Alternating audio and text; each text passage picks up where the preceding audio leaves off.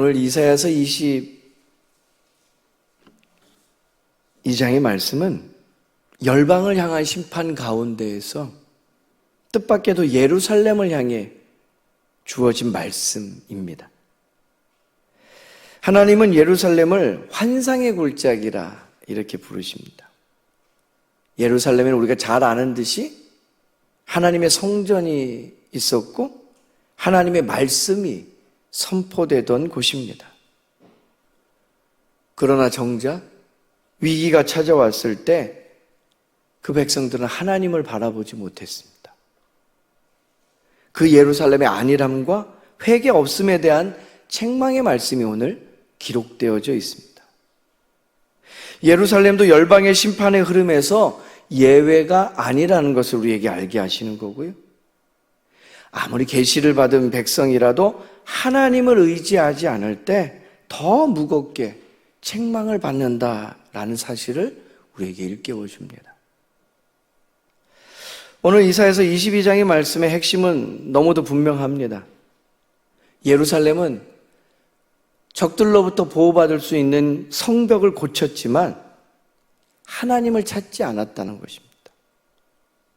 그들이 전쟁에서 이기기 위해 준비하는 물은 모았지만 그 생명의 주인 대신 하나님을 바라보지 못했다라는 것.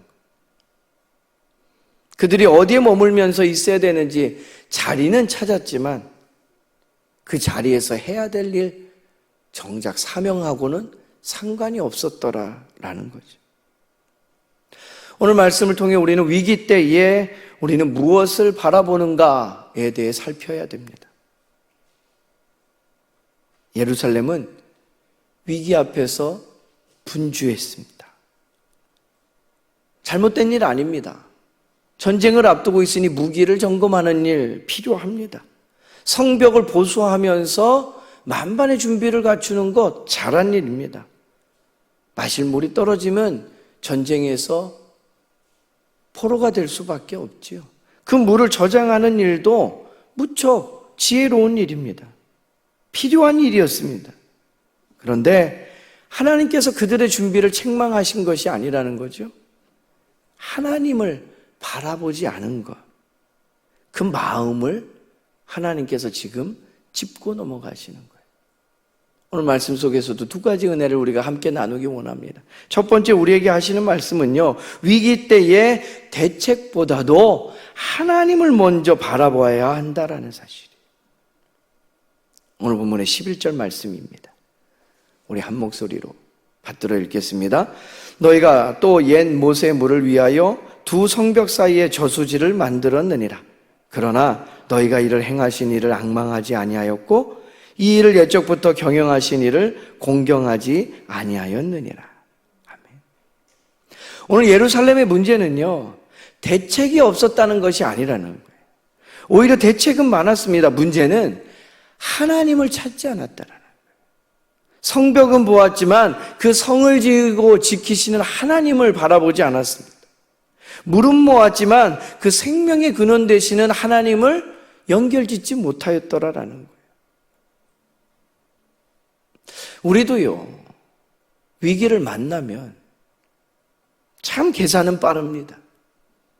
사람을 찾고 방법을 구하고 대안을 세워나갑니다. 그러나 믿음의 사람에게 놓치지 말아야 될 것이 있습니다. 무엇보다 먼저 하나님 앞에 엎드릴 줄 아는 것. 이게 믿음의 사람의 행위입니다. 어떤 일을 준비하지 말라는 뜻이 아닙니다. 준비보다 먼저 기도하라는 거예요. 대책을 세우되 그 대책을 의지하지 않고 하나님을 의지하는 법으로 무릎 꿇으라는 거예요. 시편 127편 1절에 지혜의 말씀이 있습니다. 여호와께서 성을 지키지 아니하시면 파수꾼에 깨어 있음이 헛되도다. 누가복음 19장의 말씀에 보면 예수님께서 예루살렘 성을 보고 우셨습니다. 그들이 평화의 길을 알지 못한다 말씀하시며 탄식하셨습니다. 성은 있었습니다. 그런데 그 성 안의 백성들이 하나님의 자녀 되었는데 하나님을 알지 못하였더라라는 거지. 오늘 우리에게 이 새벽의 기도가 무엇입니까? 하루를 시작하면서 말씀으로 시작하는 이유가 무엇입니까? 가장 먼저 하나님을 바라보는 시간 되기를 바랍니다. 오늘 우리의 가정과 일터와 교회에도 성벽 같은 대책들이 분명히 필요합니다. 지혜로 짜내야 됩니다. 그런데 성벽보다 먼저 하나님을 바라볼 수 있는 믿음의 공동체 되기를 바랍니다. 하나님을 바라볼 때 대책도 바르게 세워지고 우리의 마음도 무너지지 아니할 줄로 믿습니다. 두 번째 우리에게 주시는 말씀은요, 맡겨진 자리는 자랑이 아니라 사명으로 감당해야 된다라는 겁니다. 오늘 본문 이사야서 22장 후반부에 보면요, 15절 이하의 말씀에 두 사람의 이름이 등장합니다. 셈나와 엘리야김입니다. 먼저 15절에 등장하는 셈나를 보면요, 왕궁을 맡은 높은 관리였습니다. 그러나 그는 자기 영광을 위해 살았습니다. 자기 무덤을 높은 곳에 만들었던 사람이고요, 자기 이름을 남기려고 했습니다. 하나님께서는 그런 셈나를 끌어내리시겠다고 말씀하고 계셔요.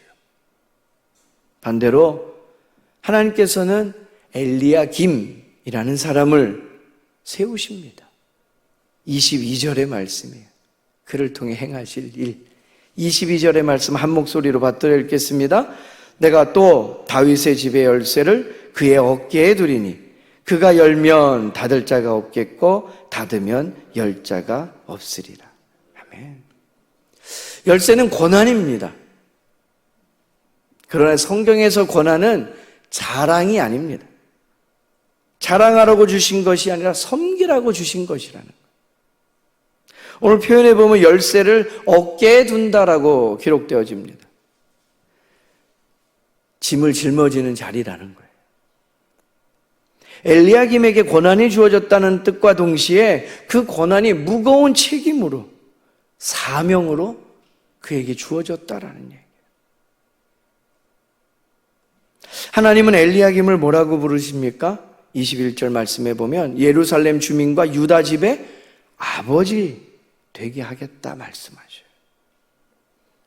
권한이 주어졌을 때 백성을 짓누르는 사람이 아니라 백성을 품는 사람 되게 하시겠다 약속하고 계신 거예요. 오늘 우리에게도 하나님께서 맡기신 자리가 있습니다. 누군가에게는 부모의 자리, 직분자의 자리, 일터에서 직책이요, 교회에서의 직분이요, 이 새벽에 기도의 자리요.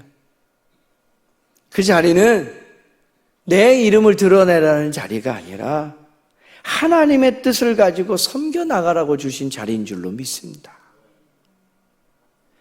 우리 예수님께서도 이 땅에 오셨던 걸음이 그러하셨습니다.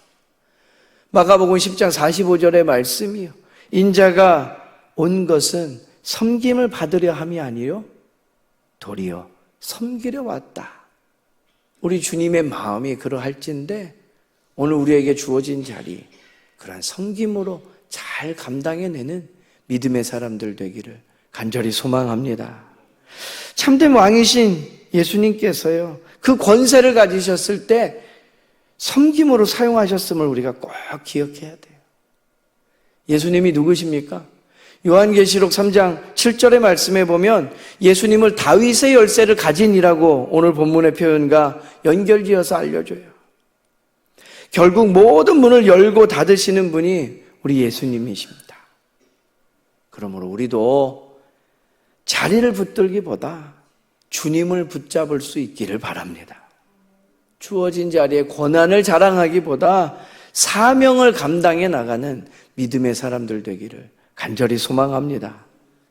예루살렘은요, 성벽은 보았지만 하나님을 보지 못했습니다.